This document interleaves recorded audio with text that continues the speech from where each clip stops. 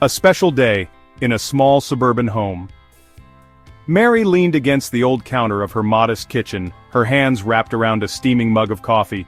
The aroma of freshly brewed French roast mingled with the faint scent of beeswax polish she had applied to the wooden dining table the evening before. It was a habit she'd picked up years ago. Polishing furniture late at night kept her hands busy when her thoughts threatened to wander. The creak of the floorboards under her slippers was the only sound in the house, amplified by the serene stillness of the early morning. Today was her birthday. A day that didn't feel much different from the others now, except for the occasional phone call or a card that might arrive in the mail. The sun filtered through the lacy curtains, casting fragmented beams of light across the dark oak floor, a calming yet bittersweet reminder of the passing years. She set the coffee down, her eyes instinctively wandering to an old photograph resting on the mantelpiece in the adjacent living room. "Happy birthday, Mary," she whispered to herself, a soft, wistful smile touching her lips. The photograph showed a younger Mary with her late husband Charles, standing proudly in front of the very same house she now called home.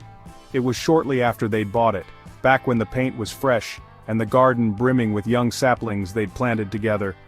Charles had passed away 2 decades ago, yet his laughter seemed to echo in the walls, a sound she sometimes thought she could hear when the house got too quiet. The house, located on a sleepy suburban street in California, still held its charm despite its age. The soft hum of lawnmowers and the occasional bark of a distant dog punctuated the otherwise quiet neighborhood. She loved this place, not just for its quaint details but for the life it had witnessed. This house had seen everything: the joy of hosting Paul's boyhood birthdays, the pain of loss when Charles passed, and the countless moments of solitude since. Mary took a deep breath and let her gaze drift toward the modest vegetable garden outside. It had been a mild winter, and the morning dew glistened on the kale and rosemary she tended to daily. Gardening gave her a purpose, a semblance of routine in an otherwise still life, and with her full retirement from teaching years ago, the patch of green was something she didn't mind obsessing over. Today began the same as every other birthday: wake up, make coffee, admire the silence. She didn't expect anything grand. Paul, her only son, who lived nearly 20 miles away in the bustling urban center, would likely call at some point. Birthdays had once been livelier. Years ago there would have been decorations and laughter, maybe even a homemade cake waiting on the counter. Those days were long past now, but Mary had grown accustomed to celebrating in her own quiet way. After setting down her mug, she moved to a carved wooden box tucked away beneath a quilt on the living room cabinet. Inside were letters, yellowed with age, written by Charles during the time he had been away on business trips or in service. Mary cherished these. Each letter still carried his faint handwriting and the tone of his love, frozen in time. She opened the most familiar one, dated exactly 42 years ago. "Happy birthday, my dearest Mary," the letter began. "Another year older, and somehow you grow even more beautiful, even from afar. Hold your head high and remember, this home, this family, I owe it all to you." Her fingers traced the faded ink, and Mary let out a small laugh, tinged with both humor and longing. Such sweet words. She folded the letter back into its envelope and tucked it into the box. "I miss you, Charles," she murmured, her voice almost swallowed by the stillness. Mary busied herself with preparing a simple breakfast of scrambled eggs and toast.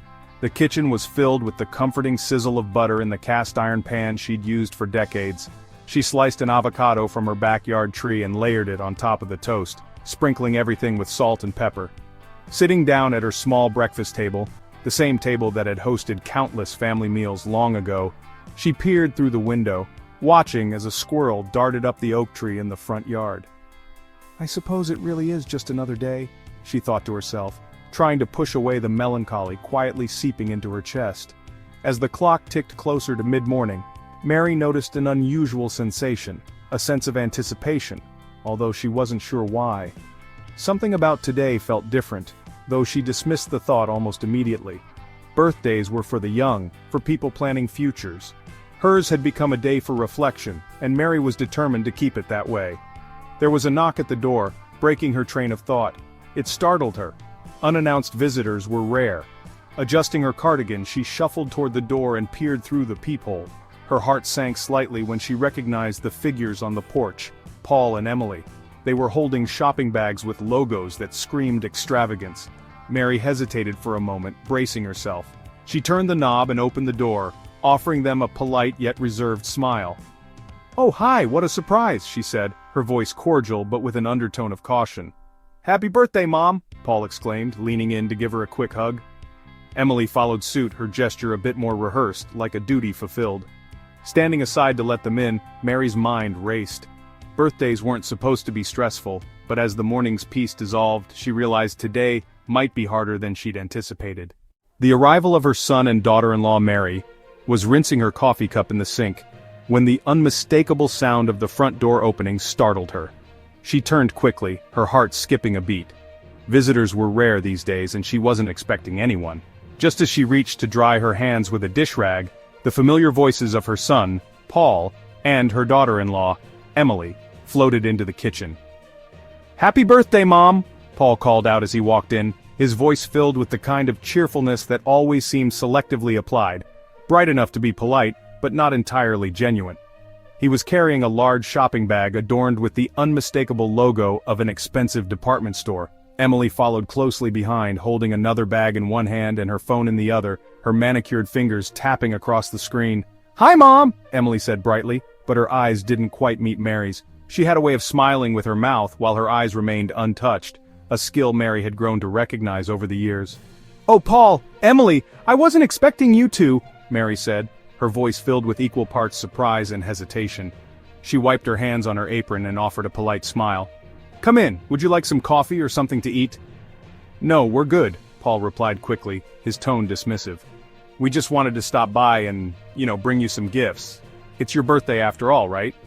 "Of course," Emily chimed in, setting one of the bags down on the dining table. "We couldn't not come, and look at this!" She gestured toward the bag, her tone a little too enthusiastic. "We brought some things that we thought would be perfect for you." Mary's eyes scanned the bags, the bright logos and expensive packaging creating a stark contrast against the simple wooden table where they now sat. Her curiosity was tempered by an inexplicable sense of foreboding. "You really didn't have to," she said softly, her hands clasped nervously. "Oh, nonsense," Emily replied, brushing off Mary's words with a wave of her hand. She leaned in slightly, lowering her voice as if to share a secret. "These are all from my mom's closet. She was going to get rid of them, but then I thought, you know who'd really appreciate these? Mary would. You always seem so easygoing about things like this and it just felt right." Mary's smile froze, the words registering in her mind like a faint sting. "Your mom's closet?" she repeated slowly, her voice careful not to reveal the twinge of hurt in her chest. "Yes!" Emily nodded, her smile unwavering. "She has so much stuff she doesn't wear anymore, and it's such a waste to throw things out. These are like classic pieces that I thought would fit your vibe perfectly." She reached into the bag, pulling out a scarf, muted in color, fraying slightly at the edges, and carrying the faint smell of lavender perfume. "See? Isn't this lovely? My mom doesn't wear these colors anymore, but I knew they'd look great on you." Before Mary could respond, Emily plucked a pair of gloves from the bag and held them up proudly. "And these! They're leather and so well loved. I mean, there's a little wear on the fingertips, but they still have plenty of life in them. Perfect for gardening." Mary reached out instinctively to take the gloves, her fingers brushing against the worn leather. Though she hadn't put them on, they already felt cold. "Thank you, Emily," she murmured, though her words felt hollow even as she spoke them. Paul, sensing the tension that Mary tried so hard to hide, cleared his throat. "Come on, Mom, don't be like that," he said, stepping closer to her. "Emily put a lot of thought into this. You've always said you don't like spending money on new things, so we figured this would be perfect for you." Mary swallowed hard, her emotions threatening to spill over but held tightly in check. Her gaze flitted to the scarf and gloves now sitting on the table, a pile of mismatched items that seemed to carry more weight than their physical form. "And there's more," Emily continued, oblivious to the flicker of discomfort in Mary's expression. She pulled out a sweater with a high neckline and loose sleeves. It's one of my favorites, but it shrank a little in the wash, so I figured you could make good use of it. It's so cozy, you'll love it." Mary forced a smile, nodding as Emily laid the sweater on top of the pile. "It's very thoughtful of you," she said, her voice quieter now, almost a whisper. Paul placed a hand on Mary's shoulder, his tone softening just slightly. "Mom, we just wanted to bring you something useful, you know? You're always telling me you don't need new things. We figured this way, you wouldn't have to worry about anything expensive or unnecessary." Emily laughed lightly, tucking a strand of blonde hair behind her ear. "Besides, isn't it nice to share? These things are still in great shape and it's so much better than them sitting in a landfill somewhere. You're doing the environment a favor, she added with a chuckle, as though this was all some grand moral contribution. Mary's lips parted as if to speak, but no words came. She felt a strange lump form in her throat, one that she couldn't quite swallow down. "You're right," she finally said, her tone resigned. "Thank you, truly. I appreciate you both thinking of me." Emily grinned, clearly satisfied with Mary's response, and Paul nodded approvingly. "We'll grab coffee another time," Emily said as she adjusted her designer purse on her shoulder. "We've got brunch plans, but we didn't want to miss your big day." As the door closed behind them, Mary stood silently in the empty kitchen, staring at the pile of thoughtful gifts now occupying her table. She reached for the gloves again, running her fingers over the worn leather. They smelled faintly of mildew. For the first time that morning she felt a pang of sadness she couldn't ignore. "They think I need this," she whispered to herself. "They think I deserve this." She placed the gloves back on the table with care, her hands trembling slightly. The house, usually so comforting in its quiet, felt heavier somehow. Mary turned toward the window, the sunlight spilling across the floor doing little to warm her spirits. Outside, a robin hopped across the lawn, oblivious to the emotions inside. "It's just another birthday," she said softly, shaking her head as if to dismiss her feelings. But deep down she knew it wasn't just another day, not this time. A wound to her pride. After Paul and Emily left, the house sank back into a familiar silence. But this time, the quiet felt less like the comforting solitude Mary had grown used to, and more like a hollow, echoing reminder of something she couldn't quite name. She sat down at the dining table, her old wooden chair creaking softly as she settled into it. In front of her were the pile of gifts Paul and Emily had left behind. The frayed scarf, the worn gloves, the shrunken sweater, each piece radiating something far heavier than their physical weight. By instinct, she reached for the scarf. It was a dreary beige with faint lavender stains on one end. The fabric felt rough between her fingers, and she caught the faint, lingering smell of perfume. Too strong, too old, too unfamiliar. She started to fold it, her fingers trembling slightly, before finally placing it on top of the gloves. Her eyes drifted to the letterbox on the corner shelf, the one where Charles's old letters lay carefully preserved. For a moment she felt an overwhelming urge to compare the words of love he had written decades ago to the thoughtlessness of what had just happened. But instead, she stayed frozen at the table, her hands curling nervously into her lap. "This is what they think of me now," she muttered under her breath. Her voice barely broke the air, but it carried the weight of a realization she could no longer deny. Mary thought back to the years when her life wasn't so lonely, so predictable. Back when birthdays meant balloons strung along the fence posts in the yard, kids running wild across the grass, and Charles grilling burgers on the patio, his laughter ringing out as he joked about burning everything. Back when she felt seen, heard, important. But those memories felt so distant now, almost as if they belonged to someone else's life. She wiped at her eyes, though no tears had yet spilled. Was it always going to end like this? She wondered. She stared at her reflection in the muted glass of the window. Time had mapped itself across her face in fine lines and silver hair, but she didn't think she looked like someone who should be pitied, at least not until today. Yet that's what it felt like. Pity. The way Emily had smiled. The way Paul had dismissed her hesitation as being difficult. The way they'd brought these discarded belongings as if doing her a favor. She thought about the years she'd spent raising Paul alone after Charles passed. The sleepless nights grading papers as a school teacher, the careful budgeting to ensure Paul had everything he needed, the quiet pride she felt when he graduated from college with honors. She had never asked for recognition or thanks. That wasn't her style. But today, something about the way they spoke to her, about her, felt like they had forgotten everything she'd done to get them here. Her pride had always been rooted in her independence. She'd built this life with her own hands, this house, this garden, this quiet rhythm of days in her retirement. She had given so much to others, whether it was her students, her husband, or her son. Yet somehow, she felt like all of it had been boiled down to this. Someone to hand things down to, someone to manage, someone to placate with leftovers. Looking at the gloves on the table, she recalled Emily's words. "They've still got plenty of life left." It was meant to sound cheerful, casual, even helpful, but to Mary, it had landed like a cold slap. She couldn't bring herself to wear them, not because they were worn, but because of the unspoken message behind them. "They think I need charity," she said aloud, her voice breaking slightly. "They think I've become someone who can't—" She didn't finish the sentence. The words felt too obvious, too painful.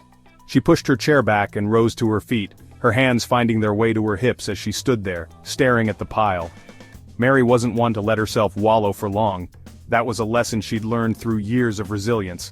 So, she marched back into the kitchen, grabbed a plastic bag and scooped up the scarf, the gloves, the sweater.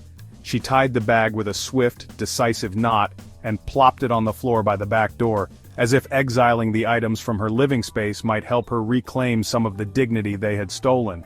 But the act didn't soothe her. The knot in her stomach lingered, tight and unrelenting. For the first time in years, Mary felt small in her own home, her sanctuary. She glanced around at the familiar surroundings, the cozy Afghan on the couch, the photographs lining the mantel, the battered recipe box on the kitchen counter. This was a home built with love, with sacrifice, and yet somehow, to Paul and Emily, it had been reduced to nothing more than a backdrop for casual visits and perfunctory gestures. The words kept repeating in her mind, "You're always so easygoing about things like this. You don't really need anything new." Easygoing. As if her simplicity was a flaw. She sat back down, her hands gripping the edge of the table. The house was so quiet now that she could hear the hum of the fridge and the faint rustle of branches outside. She'd built her life on being strong, on surviving without complaint, without asking for anything. And yet, for the first time, she found herself questioning whether remaining silent had cost her more than she'd realized. Whether it had made her seem less like a woman who deserved respect and more like someone whose value had already passed. "Maybe I've been too easygoing," she thought, the words bitter in her mind. "I've let them think this is all I am now." She looked down at her hands, the calluses from years of gardening and homemaking, the faint scars that told stories of a life lived fully. These hands had built a family, a career, a home. They were reminders of her strength, her resilience. Taking a deep breath, Mary resolved that something needed to change. Today wasn't just a bad birthday, it was a reckoning. And while she didn't yet know what form her response would take, in her heart, she knew it was time to reclaim her worth, to remind herself, and maybe others, of everything she still had to offer. For now, though, she let herself sit with the sadness. She let it settle, knowing it was a necessary precursor to the strength she would soon need. The house might have been quiet, but inside, something was starting to stir. Not gifts, but burdens. For a few hours after Paul and Emily left, the bags remained exactly where they'd been placed, slumping slightly under their own weight on the dining table. Mary sat on the couch in the adjacent room, staring at them like uninvited guests that had overstayed their welcome. She'd turned off the TV after aimlessly flipping through channels, unable to concentrate on anything but the lingering discomfort left behind by her son and daughter-in-law's visit. Finally, as the orange glow of the setting sun began to stream through the windows, Mary made herself get up.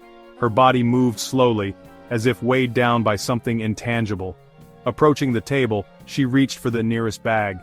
The first thing she pulled out was the scarf Emily had so enthusiastically presented. Beige, with faint lavender stains at the ends, and fraying threads that curled limply away from the fabric. Just holding it made Mary's chest feel tight. She draped the scarf over a chair and moved to the next item, the leather gloves. Emily had called them perfect for gardening, but the truth was, Mary already had a pair of sturdy work gloves she relied on. These felt alien in comparison. Thin, formal, worn through at the fingertips in a way that made her question how useful they even were anymore. The sweater was next, a faded sky blue with a high neckline and sleeves that hung too loosely. As Emily had put it, "It shrank a little in the wash." Mary held it up to the light and let out a small, humorless laugh. The fabric looked like it belonged to a younger woman, someone with skinny arms and no particular attachment to comfort. She folded it gently and placed it on top of the gloves. "Rich people's leftovers," she muttered under her breath. Words she instantly felt guilty for but couldn't take back. Was it wrong to feel insulted? They'd driven all this way carrying bags they probably thought were tokens of affection, but tokens of affection would have been something handmade, something thoughtful, something simple. Not these. Not things picked out of someone else's closet like a thrift store bargain. Mary was so lost in her thoughts that she didn't notice how tightly she was gripping the edge of the table. She thought back to Emily's words. "My mom was going to get rid of these, but then I figured, you'd really appreciate them." Appreciate them? Mary stopped for a moment, staring at the pile on the table. Did they think she was so desperate, so in need of things that she'd be grateful for cast-offs? She looked around her home. The cozy kitchen with its well-worn countertops, the dining table her late husband Charles had built with his own hands, the photos on the mantel. She wasn't wealthy, but she wasn't struggling either. Giving her charity she didn't need felt like they didn't see her for who she was anymore. "What happened to just talking to me on my birthday?" she whispered aloud, the words stinging like an open wound. After a pause, Mary reached for one of the tags on the bags. It was from a luxury department store she had only ever had the pleasure of walking past when she visited the city. Underneath the glaring logo, there was Emily's handwriting in neat, looping letters. "For Mom, happy birthday." Something about the label felt performative, as though the gesture had less to do with her, and more to do with ticking a birthday obligation off their list. She couldn't stop the scenes from playing in her mind. Paul sitting silently as Emily talked over her, Emily brushing off Mary's protests with bright, overly enthusiastic lies. "You don't really need anything new, right?" Emily's voice echoed in Mary's memory. It hadn't been posed as a question but as a statement, an assumption. But what if she did need something new? What if all she wanted was acknowledgement instead of hand-me-downs that symbolized how far she had been relegated to the outskirts of her own family's priorities? The weight of the situation hit her all at once. These weren't gifts. Gifts were warm and thoughtful, chosen with care. These were discarded items, no longer loved or wanted. These felt like reminders of how little space she now occupied in her son's life. She sat down in the chair by the table, sinking into it as though the weight of the world were pressing her shoulders down. Her hands, still calloused from years of working in the garden, rested on the edges of the pile. She expected to cry, but instead, there was only a heavy emptiness in her chest. "What do they think I am?" she murmured softly. "An afterthought, a charity case?" Mary got up suddenly, her energy spurred by indignation. She grabbed the gloves, the scarf, and the sweater more abruptly this time. The scarf snagged on something, probably a loose splinter from the chair, but she didn't care. She opened the hall closet, shoved the items onto an empty shelf and shut the door. It was symbolic in a way, locking away the sadness and resentment she felt. But she knew it wouldn't be enough, not really. Turning back to the table, her eyes caught the sunlight filtering through the window. The glow hit a small, framed photograph of her and Paul when he was a boy. They were standing in her garden, his cheeks smudged with dirt from planting tomatoes, both of them laughing at something she now couldn't remember. The memory softened her bitterness, but only slightly. "I raised you better than this," she said aloud, her voice trembling not with anger but with sorrow. For the first time that day, she allowed herself to sit with that sorrow. She didn't rush to suppress it or explain it away. She sat down on the living room couch, pulled a throw blanket over herself, and let the weight of it all settle. It wasn't about the material things, Mary decided.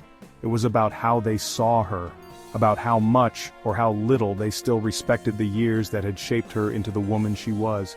And it hurt more than she cared to admit, because deep down, she realized she couldn't make them see what they chose to overlook. Tomorrow, she thought, tomorrow, I'll figure out what to do with this.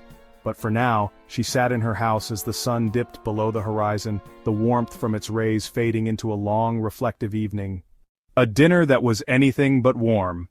3 days after her birthday, Mary found herself seated in the passenger seat of Paul's car as they made their way to a birthday dinner. But not for her.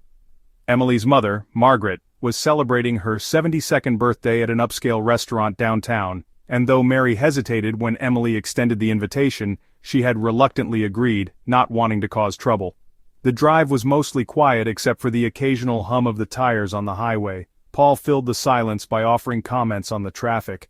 "I think they're resurfacing this entire section. It's been like this for weeks," he grumbled, his tone clipped.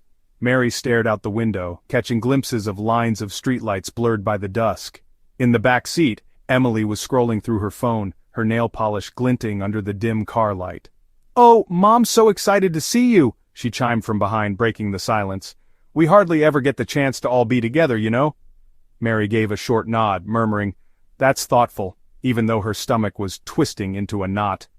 When they pulled up to the restaurant, Mary's unease deepened. The building was modern, cold even, with sleek dark windows and a valet ready to whisk Paul's car away. Inside, the muted decor of sharp edges, leather chairs, and gray walls somehow made Mary feel smaller, like she didn't belong. The chatter of patrons over glasses of wine bounced softly off the pristine surfaces. At the long dinner table, she found herself seated at the far end, as Margaret occupied the center. Her presence was commanding, from her tailored crimson dress to her jeweled brooch pinned neatly on her shoulder. Margaret was the kind of person who spoke with a tone of conviction that made everything sound important, even when it wasn't. "Oh, Mary," Margaret began as Mary adjusted her napkin on her lap. "I'm so glad you could join us. A little family blends everything together, don't you think?" "Yes," Mary replied. "Thank you for including me. It's a lovely evening." Margaret beamed as if she had orchestrated Mary's gratitude herself. "Oh, don't mention it. Birthdays are for people to come together and bask in the glow of what we've built, wouldn't you agree?" Mary smiled politely, unsure how to respond to that. The first course arrived moments later, a fig and goat cheese salad. Mary wasn't particularly fond of figs, but she poked at it with her fork anyway, putting on the same polite smile she'd donned since stepping into the room. Across the table, Emily leaned over to Margaret and giggled, showing her something on her phone. Mary couldn't hear what they were saying, but the way Emily's laughter rang out, high-pitched and performative, felt like an invisible barrier forming between her and the rest of the table. The conversation swirled around Mary like a current she couldn't quite enter. Everyone seemed deeply engrossed in Margaret's stories about her travels to Europe, her bridge club's drama, and her latest charity gala. Dressing up expensive evenings with decorative details, Margaret thrived among an audience happy to applaud her flourishes. Occasionally Paul would interject with something agreeable or laugh at the right moments, and Emily expertly steered the conversation when it lulled, ensuring her mother always stayed the star of the moment. Mary clutched her glass of water, wishing it were wine, and wondered how much longer the evening would stretch. When the main course arrived, rack of lamb served alongside a small mound of truffle potatoes, Margaret's attention swung back to Mary, her voice cheerful but with an undertone of insincerity. "Oh, Mary dear," she exclaimed, "I hope you're not too overwhelmed by tonight. I know this isn't quite the little dinners you're used to." Mary blinked, startled by her tone. Her fingers instinctively gripped her knife a little tighter as she said, "It's lovely, truly. Thank you for hosting everyone." "I told Emily I was so touched you'd want to join in," Margaret continued, her voice gaining momentum. "And we couldn't let you leave without a present, could we?" She nodded toward Emily, who hurriedly lifted a gift bag from under the table. The bag was glossy neon pink, so garish it looked almost out of place among the muted aesthetics of the restaurant. Emily handed the bag to Mary with exaggerated enthusiasm. "Here you are, Mary. It's just something small, but we thought it would be practical for you." Practical. Mary braced herself as she reached into the bag and pulled out a tracksuit set in a shade of blinding pink, complete with the words "Live, Laugh, Love" printed in oversized, glittery lettering across the front. The material felt stiff and scratchy beneath her fingertips. For a moment she thought it might be a joke. She looked at their faces for any sign of mischief, but both Emily and Margaret were grinning proudly, as if they believed they'd delivered something truly thoughtful. "It's perfect for errands or even just relaxing at home," Emily explained, her voice ringing with excitement. "And you always say you keep things simple, so we figured this would fit right in." Mary stared at the tracksuit, her smile frozen. Around the table others glanced over curiously, politely pretending not to notice her unease. "That's very bright," Mary said finally, diplomatically. "Thank you, I'll have to try it on when I get home." She quickly placed it back into the bag and set it under her chair, hoping to forget about it entirely. Margaret leaned back in her chair, clearly satisfied. "Well, it's just so important to find joy in simplicity, isn't it? I always tell my bridge group, you don't need glamour to feel good." Mary nodded faintly, resisting the impulse to say something sharp. She wanted to tell them glamour wasn't on her mind. Respect was. Thoughtfulness was. She wanted to remind them that when you give someone something, it's about knowing who they are, understanding them well enough to choose what will truly light up their day. But she didn't. Instead, she let Margaret continue her monologue, tuning her voice into background noise as she toyed with the lamb and potatoes on her plate. When dessert came, a thick chocolate cake with raspberry drizzle, Mary barely touched her slice.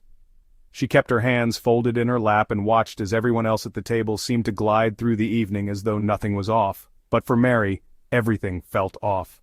As the waiter came around with the bill and Paul reached for it nervously, Mary took the opportunity to stand. "Thank you for a lovely dinner," she said, her voice calm yet distant. "I think I'll call it a night." "Oh, leaving so soon?" Margaret asked, tilting her head. "Don't you want to stay for an after-dinner drink?" "That's kind of you," Mary replied, "but I'm feeling tired." Paul offered to drive her home, but she dismissed the idea quickly. "I'll call a cab," she said.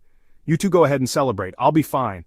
And with that, she left the restaurant. the gift bag still clutched in her hand like a burden she hadn't quite figured out how to shed. Walking down the street on her own, Mary breathed in the cool night air. The streetlights blinked on, casting long shadows along the sidewalk. The tracksuit inside the bag felt heavier with every step, and for the first time in a long time, Mary let herself acknowledge the truth.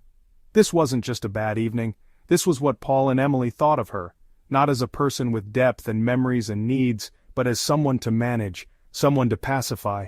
She inhaled deeply, adjusted her cardigan and kept walking, determined to find her way back to something that felt real. A heartbreaking realization. The evening after Margaret's extravagant birthday dinner, Mary found herself sitting at her kitchen table, bathed in the dim glow of the single light fixture overhead. The neon-pink tracksuit sat folded neatly on the chair beside her, though she hadn't touched it since she walked home from the restaurant. It felt like a symbolic presence, mocking her in its very existence. Mary clasped her hands in front of her, resting her elbows on the smooth wood of the table. Her house seemed impossibly quiet, the kind of quiet that magnified every thought, every emotion, every ache in her heart. She wasn't sure why it struck her so deeply this time.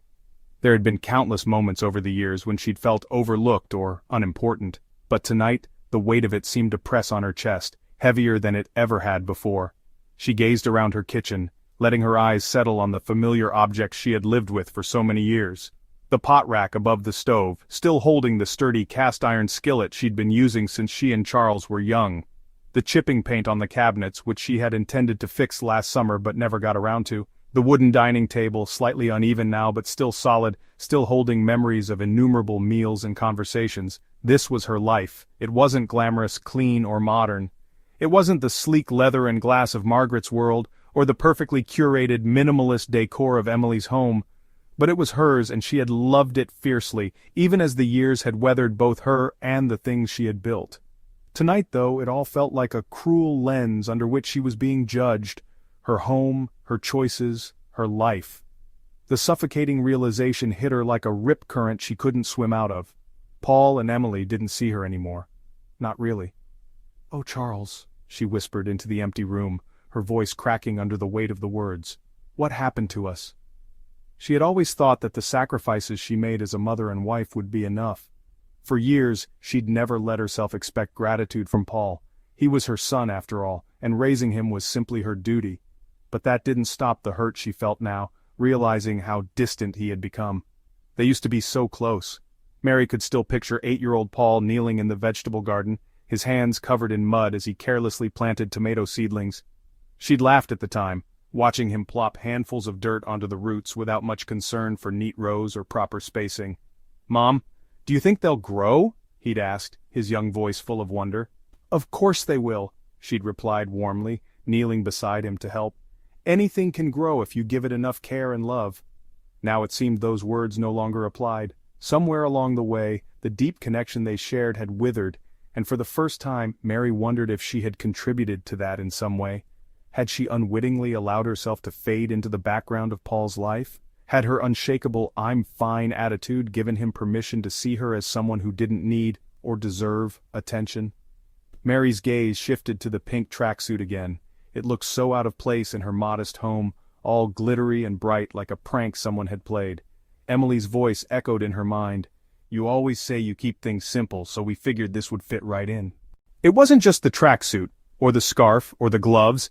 It was the message behind them. These weren't gifts, they were symbols, silent reminders that Paul and Emily saw her as nothing more than an aging woman, someone who didn't aspire for more, who didn't matter enough to warrant thoughtful effort. "They don't know me anymore," Mary whispered, her words trembling as they hung in the air. Her hands tightened into fists on the table, her knuckles white against her thin skin. "They don't even care to try." The realization spread through her like a slow burn, searing and cold all at once. How had she let it come to this? How should she even begin to fix it, or did she even have the strength to try anymore? Mary stood up abruptly, the chair scraping against the floor with a sharp squeak. She began pacing the room, her feet barely making a sound against the worn wooden planks. Her thoughts raced ahead of her. "You've given your life to them," she whispered, addressing the ghosts of her own choices. The years spent marking Paul's lunchboxes with handwritten notes, organizing bake sales for his school, driving him to soccer practice, staying up late to help him write essays for college applications. Even after Charles passed, she made sure Paul never felt the absence too keenly. And now, here she was, reduced to hand-me-down scarves and perfunctory dinner invites. Her heart ached with the complexity of it all, with love for her son that felt inexplicably tangled with resentment. She stopped pacing and leaned against the counter, breathing deeply. The red light on the answering machine blinked at her from the corner. A message from the pharmacy, probably, reminding her about a refill. She ignored it. Instead, she let her head rest against her hands, her fingers pressing into the cool surface of the countertop. "They think I've disappeared," she said softly, almost in disbelief. The thought was unbearable, heavy with a grief she wasn't sure she could carry. Mary tightened her cardigan around her small frame and glanced out the kitchen window. The moonlight illuminated her vegetable garden, its neat rows still visible even in the darkness. It was quiet out there, no city noises, no laughter from children in the yard. But the garden, at least, still carried some semblance of life. Mary felt a strange urgency gnawing at her. Maybe it was time to reclaim some part of herself she thought she had lost.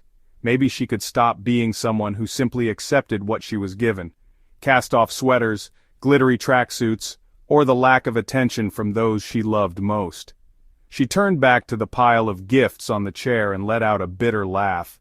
She thought about boxing them up and leaving them on Emily's doorstep with a note. "Thank you, but these don't fit me anymore." Then again, that wasn't her style. She had always been more subtle, more patient, sometimes to her own detriment. But tonight, something inside her felt restless. The heartbreak of realizing how invisible she had become was giving way to a quiet, determined anger. Mary straightened her shoulders and smoothed the hem of her cardigan. She didn't have all the answers yet, but she knew one thing for sure. She wasn't done telling her story. A tipping point of injustice. It started with a phone call.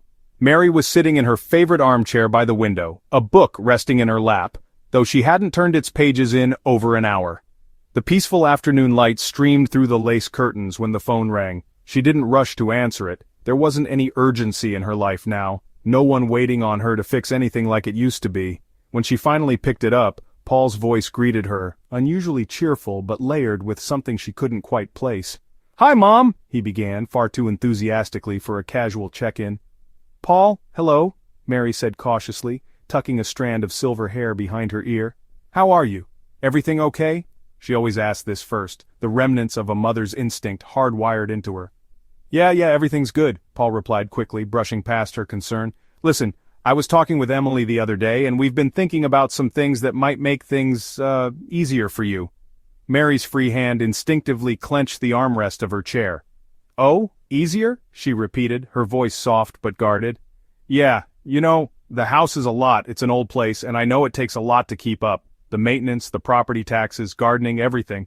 You're retired now, and we just don't want you to stress about it, Paul's words flowed out smoothly, too smoothly. He almost sounded rehearsed. Mary frowned, though he couldn't see it. "I manage fine," she said quietly. She could already hear where this was going, and the realization sent an uneasy flutter through her chest. "Well, sure, but still," Paul continued, his voice taking on that gentle condescension that made Mary's skin crawl. "It's a big responsibility, and Emily brought up a really good point. Maybe it's time to think about simplifying things, making life easier on yourself. You've worked so hard for so long, you deserve to relax." "Relax," Mary echoed, her voice stiff. Her fingers tightened around the phone. "And what exactly are you suggesting, Paul?" There was a brief pause, and Mary could hear the faint murmur of Emily's voice in the background. Her stomach clenched.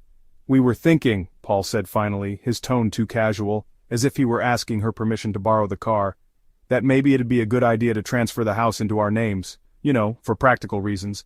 That way we could help manage everything for you, take the weight off your shoulders." Mary sat frozen, the words hanging in the air like an accusation. She felt her heartbeat quicken, her breath catch in her throat. "You want me to transfer the house to you?" she asked slowly, emphasizing every word. "It's not about taking it from you, Mom," Paul said quickly, as if he could hear the alarm in her voice. "It would still be your home. Nothing would change day to day.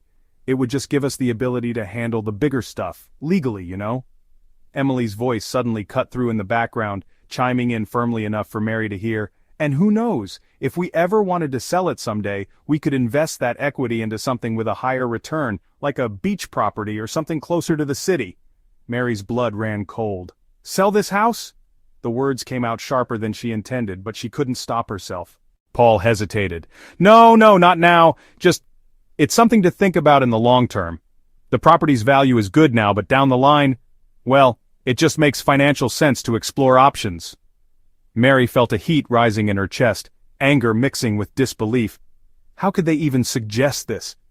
This was the house where she and Charles had built their lives together, where Paul had grown up, where every creak of the floorboards held decades of memories. To Paul, it might just be a piece of property, but to Mary, it was a foundation, a part of her identity. Paul, she said firmly, cutting through his fumbling explanation, let me stop you right there. She took a deep breath, her voice trembling but steadying as she spoke. This house isn't just some asset to be managed or sold off like an old car in the driveway, it's my home. It was your father's home, your home. It's where your childhood lives, whether you care to remember it or not, and it's not going anywhere. Mom, I'm not saying you'd have to move out, Paul protested. We're just trying to be practical. No, Mary snapped, her voice finally rising as years of suppressed frustration began bubbling to the surface. What you're trying to do is take away something sacred, something you don't understand the value of anymore. Do you know how hard your father and I worked to make this house what it is? Do you remember the nights we spent up late, fixing leaks, painting walls, making a home out of nothing? Paul cleared his throat, his confidence faltering. Mom, come on, don't take it the wrong way. How else am I supposed to take it, Paul? She shot back. You're asking me to give up the one thing I have left that still connects me to the life I built. And for what? To make things easier for you? To turn my memories into profit? The silence that followed was deafening. Mary could hear her own heartbeat in her ears, feel the hot tears that were threatening to spill over. Mom, Paul finally said, his voice softer now, almost pleading, we didn't mean to upset you. We thought it'd be better for everyone. For who, Paul? Mary asked quietly, her voice now trembling with emotion. For you? For Emily? Because it certainly isn't better for me. Another pause. Mary could hear Emily whispering something again, but Paul didn't respond to her. He let out a long sigh. Okay, he said at last. Maybe it wasn't the best timing to bring this up. No, Paul, Mary replied firmly, her voice regaining its strength. It's not about timing, it's about respect, and clearly you've forgotten what that means. Without waiting for his response, Mary clicked the phone back onto the receiver. She sat there for a long moment, staring at it as if it might start ringing again. But it didn't. Her hands shook as she finally pushed herself up from the chair. She walked slowly to the window, looking out at the garden Charles had planted so many years ago. The tomatoes were coming in late this season, their bright red ripeness a little uneven across the vines, but they were still growing, still thriving, just like she was. Mary straightened her shoulders and wiped at her eyes, not caring any more if the tears fell. For the first time in a long time she felt fiercely protective of herself, of her life. No one was going to turn it into something they could manage. A surprising refusal. It had been 3 days since that difficult phone conversation with Paul. The anger from the call had simmered down, but it left behind a sharp clarity Mary hadn't felt in years. She no longer felt confused or unsure about her next steps. What had once been swirling ache and disbelief had now hardened into resolve. That morning the sky was overcast, a dull gray pouring in through the kitchen window as Mary sat at the table with a cup of coffee.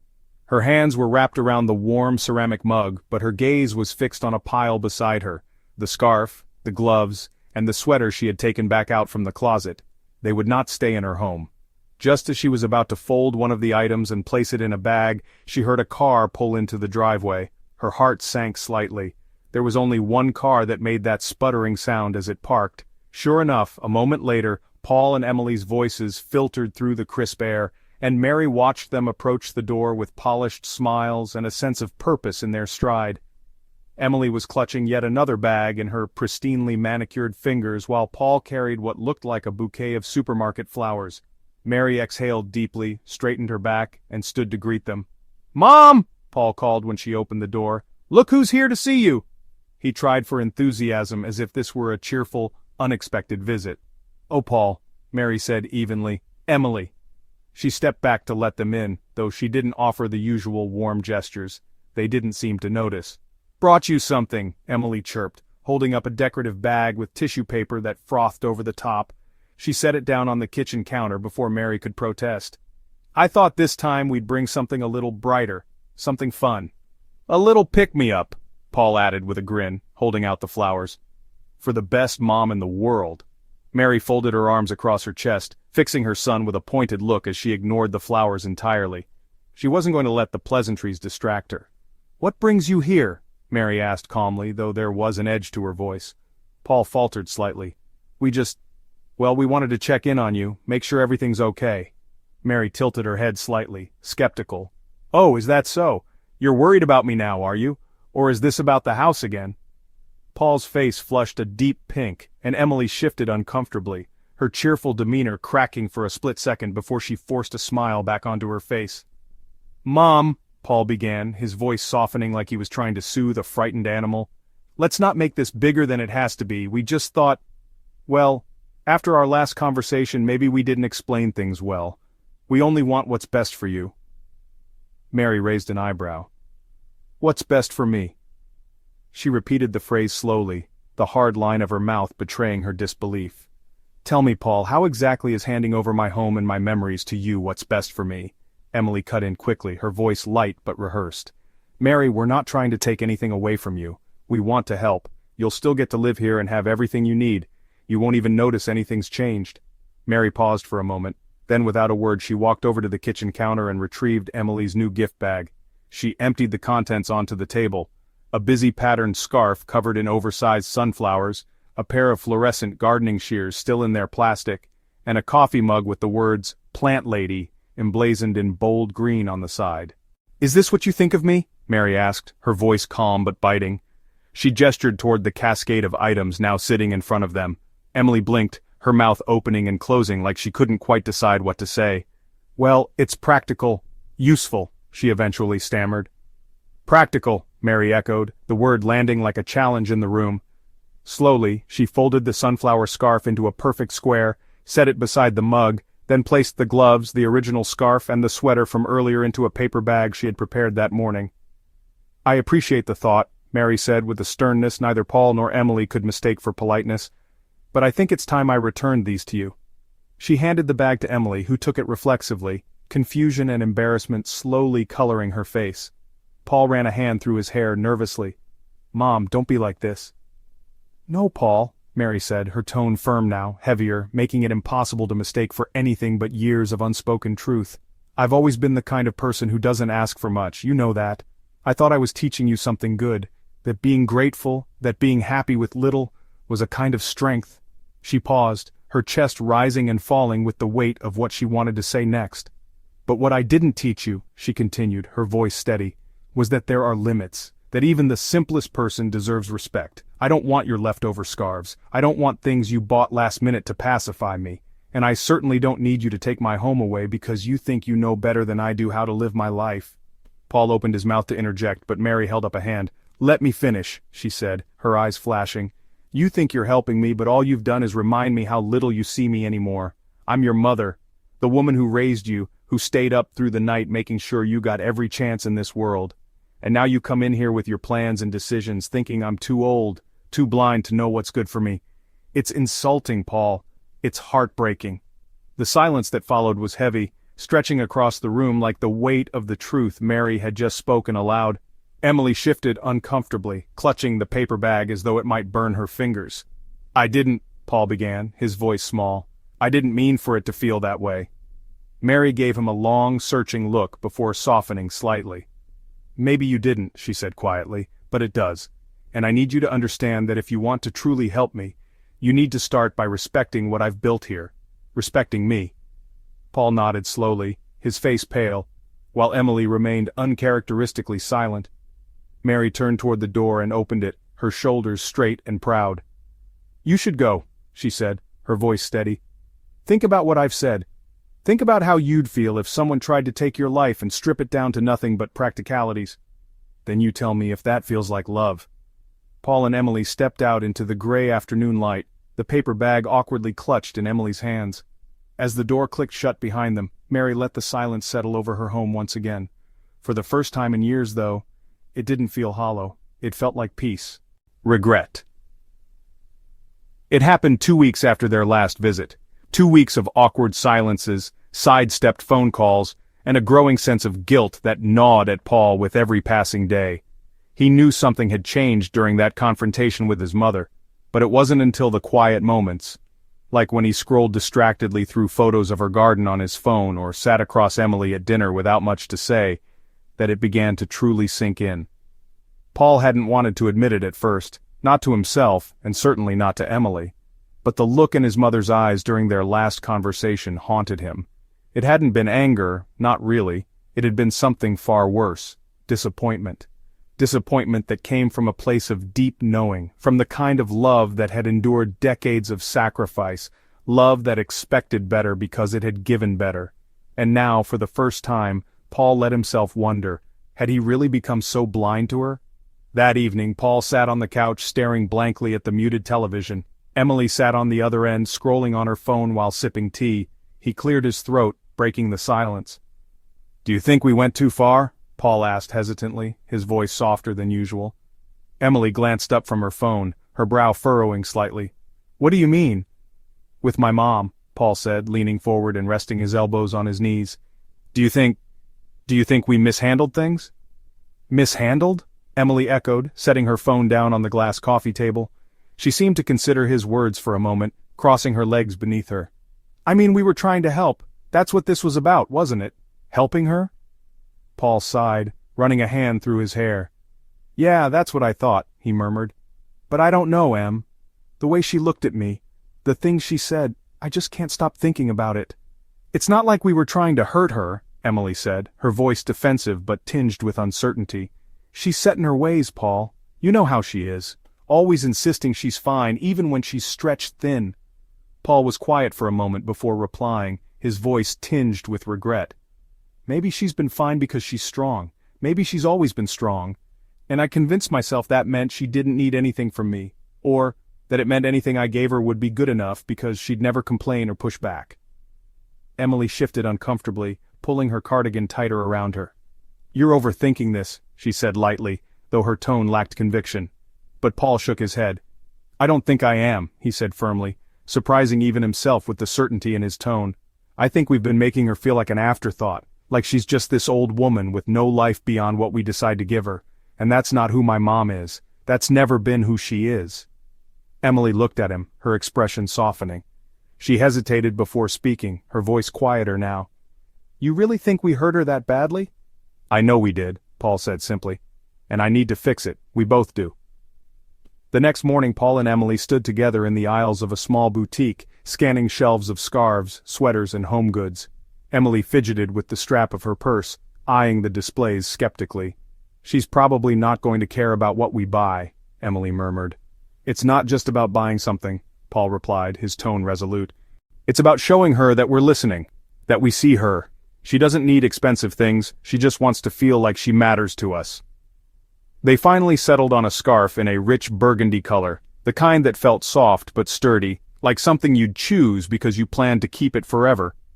Emily picked out a small notebook with intricate floral designs on the cover, thinking it could pair nicely.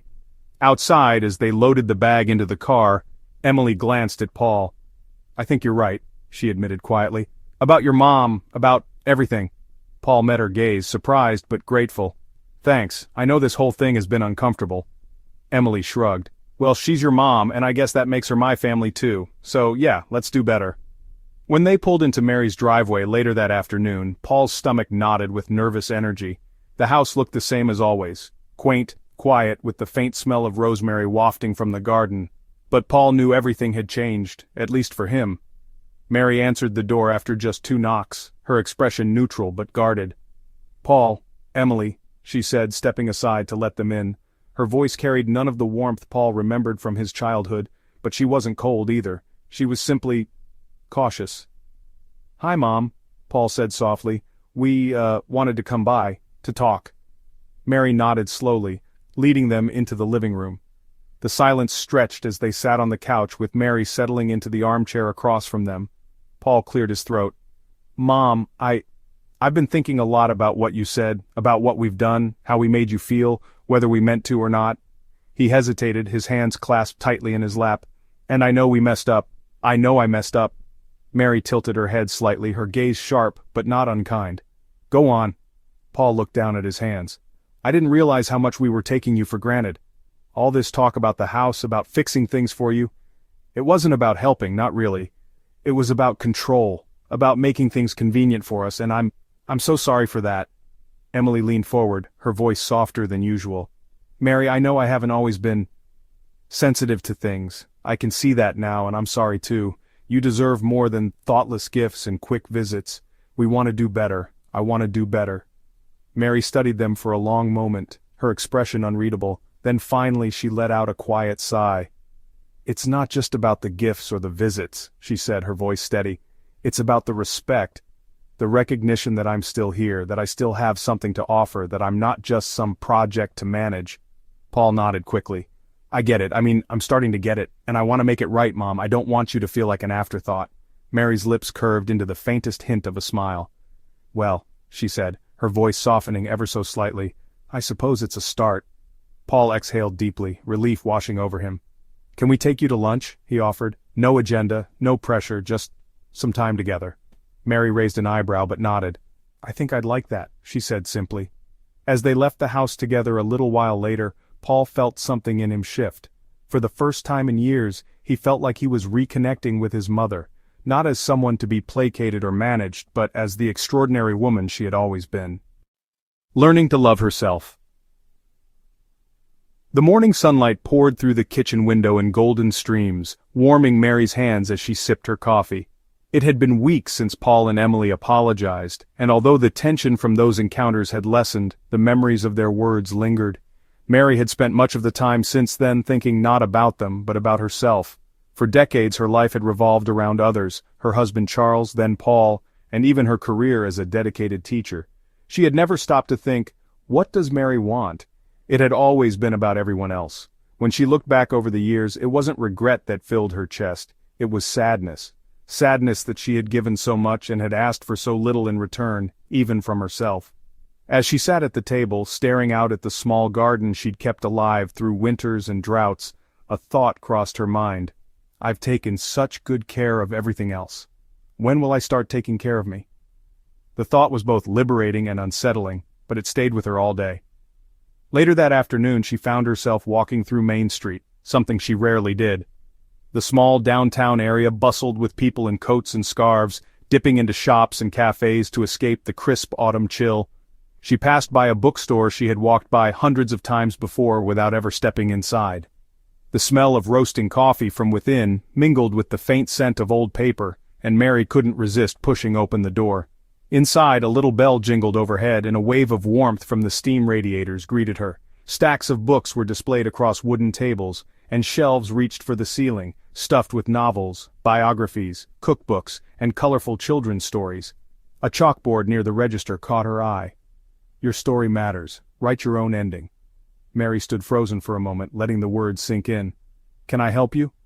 A young woman with dark-rimmed glasses and an oversized cardigan appeared from behind the counter, smiling brightly. Just looking, thank you, Mary replied softly, smiling back. She wandered deeper into the store, letting her fingers trail over the spines of the books. Her gaze caught on a small journal display near the back. They were simple but beautiful, bound in soft leather with embossed patterns or muted colors. She picked up a burgundy journal and opened it. The lined pages inside felt sturdy, meant to last. I guess it's never too late to start, she murmured to herself, cradling the journal in her hands. That evening Mary sat at her kitchen table with the journal open in front of her. A pen rested beneath her fingers, and for the first time in years, she wasn't sure what to write. She had spent so much of her life writing for others, lesson plans, birthday cards, Christmas letters. But writing for herself? That was foreign territory. She hesitated, her pen hovering above the first page before finally pressing down. Her handwriting came slowly, shaky at first.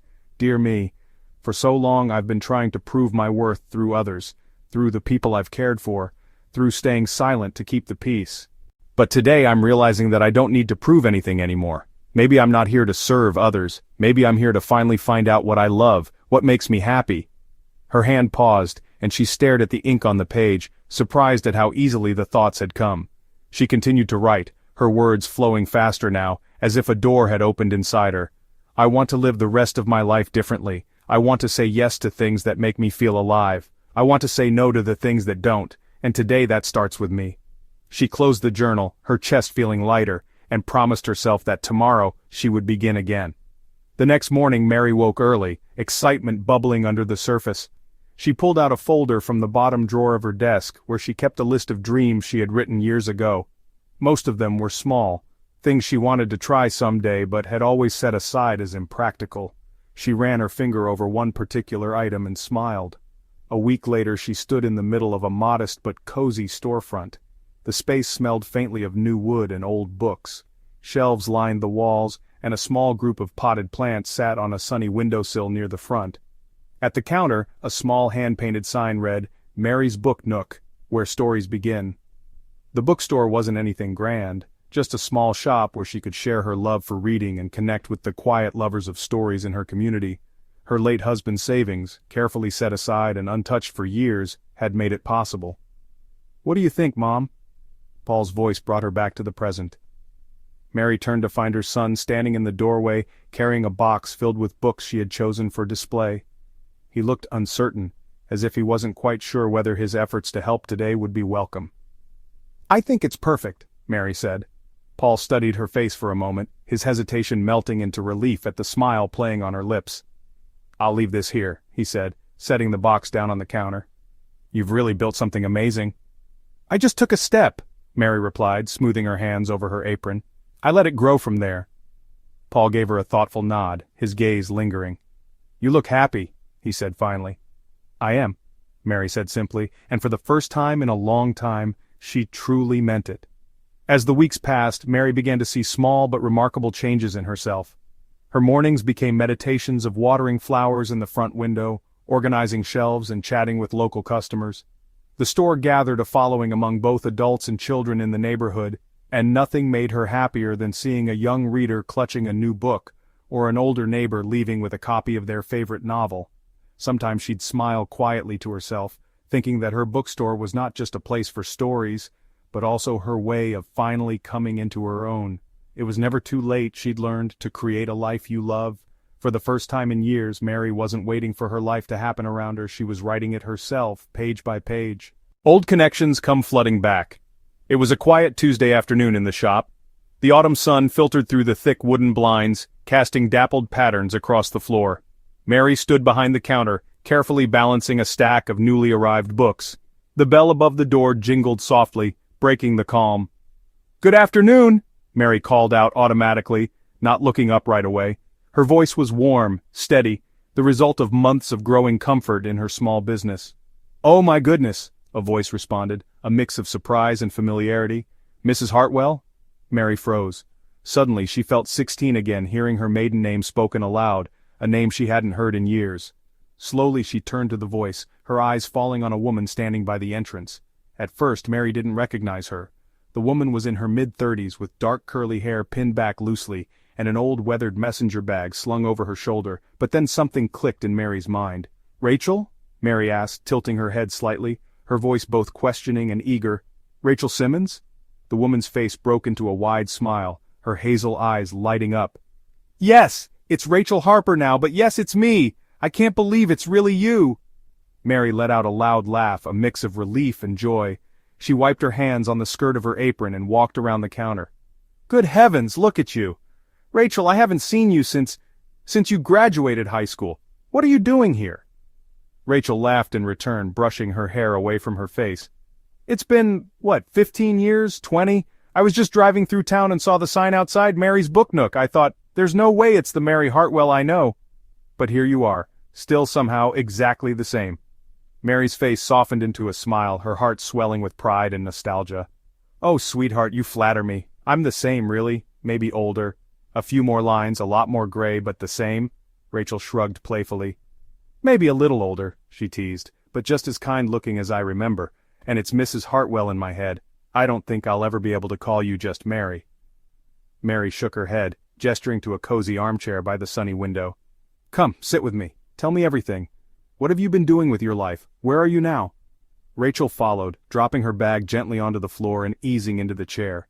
She still carried the same nervous energy she had as a teen, a quickness in her movements like she didn't want to take up too much space. "Well," Rachel began, settling into the cushions, "I'm living in Chicago now. I teach at a public high school, believe it or not. English Lit." Mary's eyebrows shot up as she let out a gasp. "An English teacher? Rachel, that's wonderful. I always knew you had the heart for it. Isn't it funny how life turns full circle?" "Who'd have thought?" Rachel laughed sheepishly. "Yeah, it felt natural. I'm not half the teacher you were, though. Mrs. Hartwell, are incredible. I've always wanted to tell you this." Mary leaned forward, resting her elbows on her knees. "Tell me what?" she asked gently. Rachel hesitated, her hands clasped between her knees. "You changed my life. I mean, you probably don't even remember half the things you did, but you saw me when no one else did. I wasn't the fastest learner, I wasn't the smartest kid in the room, I doubted myself every step of the way, but you never let me give up. You made me feel like I mattered." Mary felt her throat tighten, a familiar rush of emotion swelling in her chest. For years, she had wondered about the impact she had. Teaching had always been about the students, sure, but it wasn't often she got to see where their lives had led. Hearing it now made all the countless late nights grading essays and extra hours spent tutoring feel entirely worth it. "Rachel," Mary said softly, reaching for her hand, "it's students like you that made it all worthwhile. Watching you grow up, seeing you push through those challenges. It was a privilege, and to hear how far you've come, that's the greatest gift you could ever give me." Rachel smiled through the tears that had begun welling in her eyes. "You always said we were stronger than we thought we were, that we just had to take things one day at a time. I tell that to my students now, all the time. I tell them about you too." Mary pressed a hand to her chest, her heart practically bursting. "You tell them about me?" "Oh, absolutely," Rachel said, her voice filled with certainty. "I tell them about the teacher who stayed late after school to read my terrible poetry and helped me rewrite my essays 3 times until they were just right. I tell them about how you believed in me, even when I didn't know what I was doing myself." By now Rachel's voice was starting to break and she laughed lightly, wiping her face with the back of her hand. "Sorry, I'm a little emotional today, it's just being here, seeing you again. It reminds me of that time in my life when I didn't think I had anything figured out. But you made me feel like I'd turn out okay. Turns out you were right." Mary sank back into her chair, a deep warmth spreading through her. "Rachel," she said, her voice filled with emotion, "you have no idea how much this means to me. For so long I've doubted, if I left anything behind that mattered." Rachel shook her head quickly. "You did, Mrs. Hartwell. You mattered. You still do." There was a silence between them, not awkward but full, layered with thoughts and memories too big for words. Finally Rachel stood, brushing her palms on her jeans. "I don't want to keep you. I just needed you to know that," she said shyly. Mary walked her to the door, her hand on Rachel's shoulder. "Rachel Harper, it means the world to me that you came in today, truly. My door is always open, and if you're ever in town again, don't you dare not come by. Promise me." Rachel smiled through her tears and nodded. "I promise." As the bell jingled softly and Rachel disappeared down the sidewalk, Mary stood by the counter for a moment, staring at the empty doorway. Her mind drifted back to those years in the classroom, to the faces of students who had long since moved on, to the laughter that had filled those walls. She had spent so much of her life pouring into others, wondering if it truly made a difference. And in that moment, as the sunlight streamed through the windows and the smell of books filled the air, Mary felt something she hadn't felt in a long time: peace. She reached for her journal on the counter, opening it to a blank page. The pen flowed easily this time, writing words she knew would stay with her. Sometimes, the seeds we plant take years to bloom, but when they do, they're more beautiful than we ever could have imagined. Living a peaceful and proud life. It was a Saturday morning, and the day unfolded slowly, the way Mary liked it. The sun filtered through the front windows of her home, bathing the room in soft golden light. The noise outside was minimal. The gentle rustle of leaves in the breeze, an occasional hum of a passing car, and the distant laughter of children playing in the park down the street. Mary sat by the window in her favorite chair, a steaming cup of chamomile tea perched on the oak table beside her. Her journal lay open in her lap, the pages full of reflections, hopes, and treasured memories she had been documenting over the past several months. It was a quiet ritual that had become an anchor in her life, a space just for her thoughts to stretch and roam. The sound of the doorbell interrupted her solitude. She glanced toward the door with mild curiosity, setting her journal and pen down gently. Rare were the moments someone stopped by for an impromptu visit. Adjusting her cardigan for warmth, she opened the door to find her son Paul standing with his hands stuffed awkwardly into his jacket pockets. "Paul," Mary greeted warmly, her eyebrows lifting in pleasant surprise. "What brings you here this early on a Saturday?" Paul gave her a sheepish smile and pulled a small bouquet of daisies from behind his back. "I thought you might enjoy some fresh flowers," he said, handing them to her. His tone carried a blend of hesitation and genuine thoughtfulness, an effort to make up for the painful months that still lingered between them. "They're lovely, thank you," Mary said softly, stepping aside to let him in. Paul's eyes scanned the living room, taking in the cozy throw blankets folded neatly on the couch and the warm sense of lavender lingering in the air.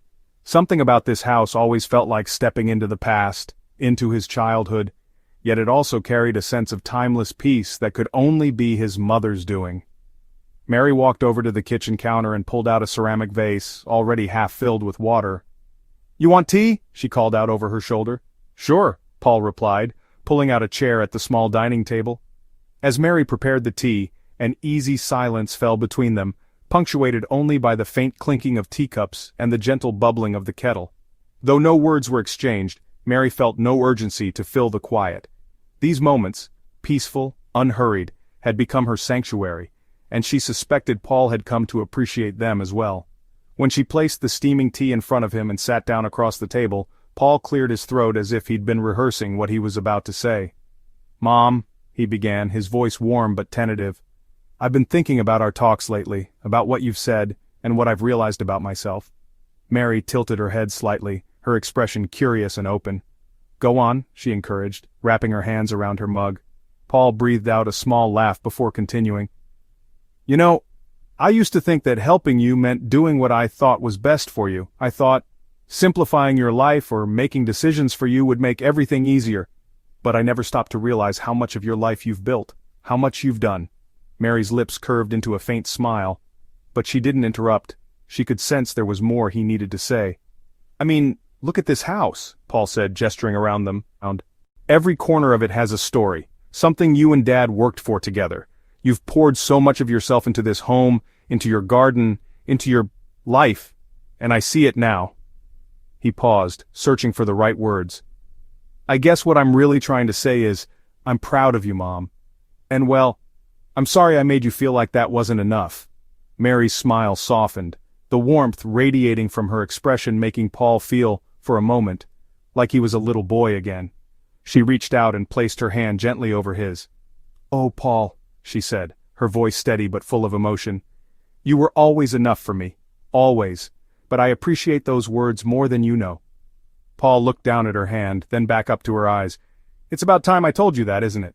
Mary chuckled lightly, giving his hand a gentle squeeze. "It's never too late to say the things that matter." For the next hour they talked about everything and nothing. Paul asked her about her new favorite reads, her ideas about expanding the bookstore events, and even the quirky customers she'd met. In turn, Mary asked him how work was going, how Emily was adjusting to her new volunteering schedule, and whether they'd thought about taking a family vacation soon. As they chatted, Mary realized something remarkable. The heaviness that once strained their conversations, the unspoken grievances, the misunderstandings, had been replaced with something lighter, more genuine. When Paul finally rose to leave, Mary felt an unexpected sting of emotion. He gave her a warm hug, the kind that lingered just a second longer than usual. As Paul stepped out onto the porch, he turned back to her with an easy grin. "I'll come by next week. Maybe I can help you organize the shop?" Mary leaned against the doorway, her arms crossed loosely. "I'd like that, Paul. Drive safely." As his car disappeared down the street, Mary stepped back inside and returned to her chair by the window. The daisies sat cheerfully on the table, their petals catching the soft light. She opened her journal, her pen poised above the empty page, and without hesitation, she began to write. "Today, I realized something." Later that month, Mary hosted a small Saturday event at her bookstore. The shop was filled with people, children huddled in the reading corner with picture books, adults sipping coffee and chatting softly in the small cafe area she'd recently added. A local author had come to do a book signing, and Mary felt a swelling pride at the vibrant energy that filled the air. From the back of the store, Paul and Emily watched with admiration as Mary moved gracefully through the space, greeting customers, recommending books, and ensuring everything was running smoothly. "She looks happy, doesn't she?" Emily whispered to Paul. She looks proud, Paul replied. Long after the shop had emptied for the day, Mary sat at one of the tables with her journal. The bookstore smelled of paper and faint traces of coffee, her favorite mixture of scents. She reread something she had written several weeks ago. It's never too late to rewrite your story, to stand tall in the life you've built and feel proud of the person you've become. Closing the journal, Mary glanced out the window at the quieted street, the moonlight casting a serene glow. She took a deep, gratifying breath.